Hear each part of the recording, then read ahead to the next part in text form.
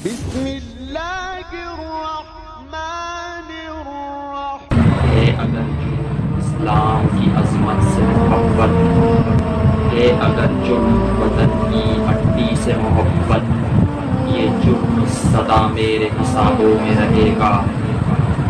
دوستو، یقیناً ایک انسان کا زندگی گزارنے کا کوئی نہ کوئی اہم مقصد ضرور ہوتا ہے، اور جو زندگی بغیر کسی مقصد کے گزاری جائے، یقیناً وہ زندگی کہلوانے کی حقدار نہیں ہے۔ دوستان ذی وقار، اگر پاکستان کی اور اسلام کی بات کی جائے، یقیناً یہ دو ایسے اہم عنوان ہیں۔ اسلام نے ہمیں وطن کی محبت سکھلائی ہے۔ اس کا اندازہ اس بات سے لگایا جا سکتا ہے کہ آپ صلی اللہ علیہ وسلم نے جب مکہ سے مدینہ کی جانب ہجرت فرمائی تو کس انداز میں آپ صلی اللہ علیہ وسلم نے مکہ کو یاد کیا۔ اسلام کا دفاع کرنا اور پاکستان کا دفاع کرنا، یہ ہم اپنی اولین ذمہ داری سمجھتے ہیں۔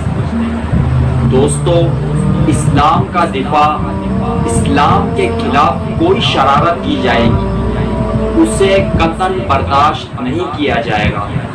اسی انداز میں ملک پاکستان کے اندر کسی قسم کی سازش کی جائے گی تو سازشی عناصر یہ بات ذہن نشین کر لیں کہ کوئی سازش اس ملک کے خلاف برداشت نہیں کی جائے گی۔ میرے دوستو، پاکستان کے اندر موجود تمام ادارے، چاہے وہ عدلیہ ہو، چاہے پولیس ہو، فوج ہو، رینجرز ہو، خفیہ ادارے ہوں، یہ تمام ادارے ہمارے ادارے ہیں۔ ہم ان کے سچے محب ہیں، ہمیں ان اداروں پر فخر ہے، ان پر ناز ہے، ان سے محبت ہے۔ اس ویڈیو کلپ کے توسط سے تمام نوجوانوں کو یہ پیغام دینا چاہوں گا کہ آپ اپنے اندر شعور کو بیدار کریں، آگاہی کو بیدار کریں۔ آپ اپنے زندگی کے اوقات کو تعمیری کاموں میں صرف کیجیے، نہ یہ کہ آپ اپنے زندگی کے اوقات کو فضول کاموں کے اندر گزاریں۔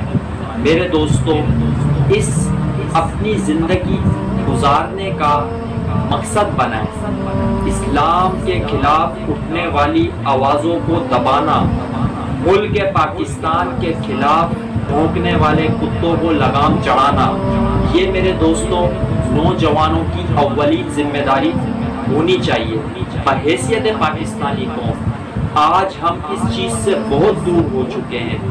اس آزادی کی قدر آپ کو پوچھنی ہے، شام والوں سے پوچھیے، عراق والوں سے پوچھیے، افغانستان والوں سے پوچھیے، فلسطین والوں سے پوچھیے، برما والوں سے پوچھیے، اسی انداز میں یمن والوں سے پوچھیے۔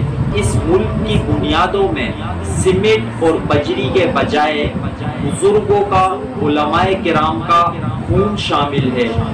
اس ملک کی بنیادوں میں مسلمانوں کے گوشت اور ہڈیاں شامل ہے۔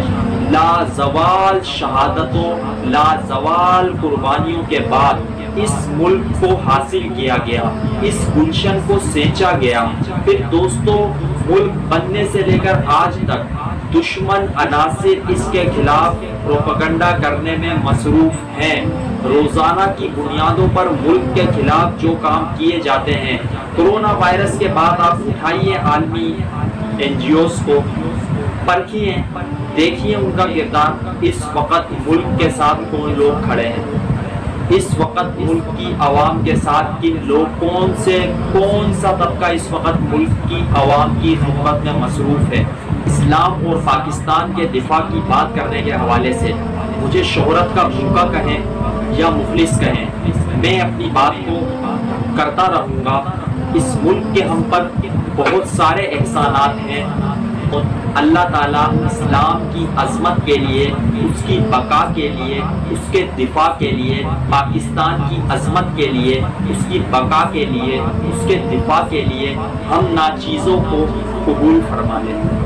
میرے نوجوان دوستوں، خاموش رہ کر تماشے دیکھنا اب ہم چھوڑ دیں۔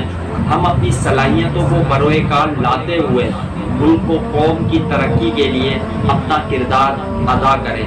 اس کے ساتھ ہی آپ تمام ناظرین سے اجازت چاہتا ہوں۔ اللہ رب العزت میرا آپ کا حامی و ناصر ہو۔ اللہ پاک اس وطن کی حفاظت فرمائے، اس کے چپے چپے کی حفاظت فرمائے۔ اللہ تعالیٰ سے دعا گو ہے اللہ تعالیٰ اسلام کی، پاکستان کی حفاظت فرمائے۔ اسلام زندہ باد، پاکستان زندہ باد۔ السلام علیکم ورحمۃ اللہ وبرکاتہ۔